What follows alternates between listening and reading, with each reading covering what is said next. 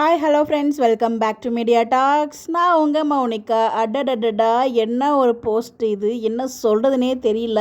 So பசுபதிக்கிட்டேருந்து ஒரு update வந்திருக்கு. So பேக்ரவுண்டில் மியூசிக் கூலி படம் அந்த மூவி இருக்கு இல்லையா, அந்த மூவிலேருந்து சாங் அதிரட்டுமே சாங் வந்து போட்டிருக்காரு. கீழே கேப்ஷனுமே அதிரட்டுமே அப்படின்னு தான் கொடுத்துருக்காரு. என்னடா நடக்குது இங்கே, ஒன்றும் புரியலையே அப்படின்னு சொல்லிட்டு பார்த்தா, ஸோ இந்த இடத்துல வந்து பார்த்தீங்கன்னா ராகினி, நிவின், பசுபதி 3 பேருமே இருக்க அப்டேட் இருக்குது. எப்படியோ ராகினியை ஃபாலோ பண்ணியோ இல்லை ராகினி மூலியமாக பசுபதி இருக்கிற லொக்கேஷனை நம்ம நிவின் வந்து கண்டுபிடிச்சிட்டாரு. ஸோ நிவினோட பிளான் சக்ஸஸாக ஃபெயிலியரா அப்படிங்கிற ஒரு கேள்வி நம்ம எல்லாருக்குள்ள மனசுலையுமே இருந்துட்டு இருக்கு.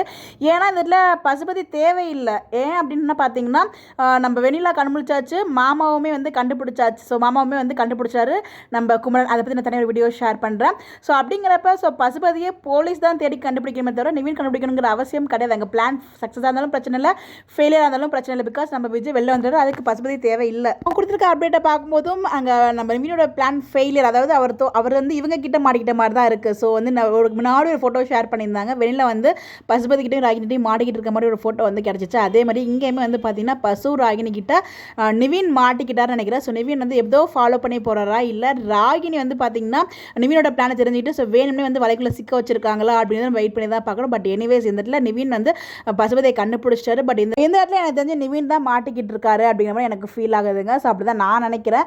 பார்ப்போம் என்ன நடக்குது அப்படின்னு சொல்லிட்டு. நீங்கள் என்ன நினைக்கிறீங்க, உங்களோட பிளான் என்னன்னு உங்களுக்கு என்ன தோணுதுங்கிறத மறக்காமல் கமெண்ட்டில் ஷேர் பண்ணுங்கள்.